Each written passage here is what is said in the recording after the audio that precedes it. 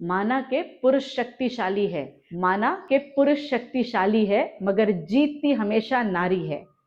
सावरिया के 56 भोग पर सिर्फ एक तुलसी भारी है।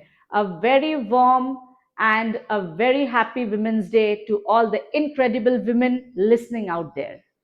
Being a woman is not a role, it is a journey of patience, hard work, and strength.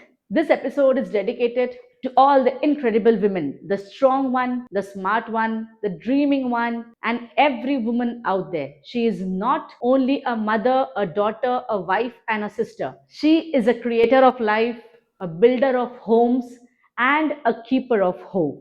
कभी वो सुबह के सूरज की हल्की सी किरणों जैसी है, कभी तूफान जैसी तेज।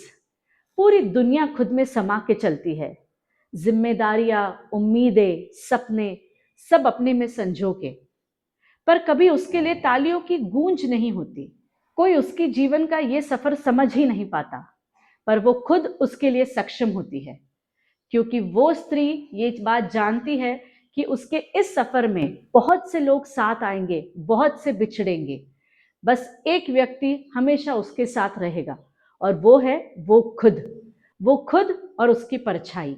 एक औरत की आदत होती है, वो हमेशा खुद को दूसरा और दूसरों को पहले रखती है, चाहे वो किसी की बेटी हो, बहू हो, बीवी हो, बहन हो, चाहे माँ हो।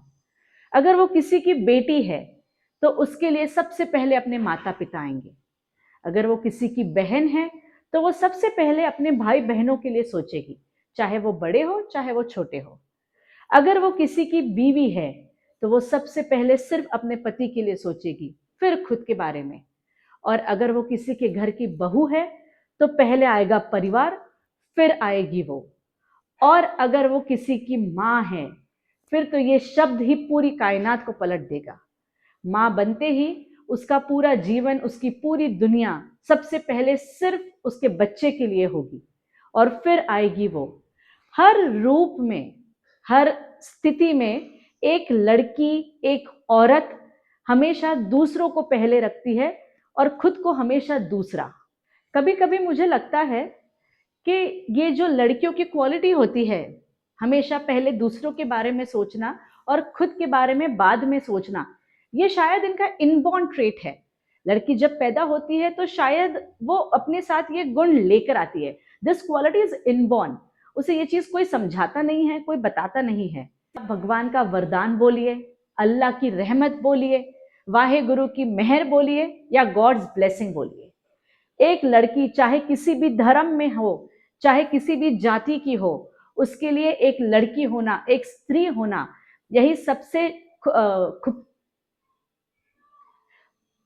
उसके लिए एक स्त्री होना, एक लड़की होना, यही सबसे खूबसूरत और सबसे शक्तिशाली बात है।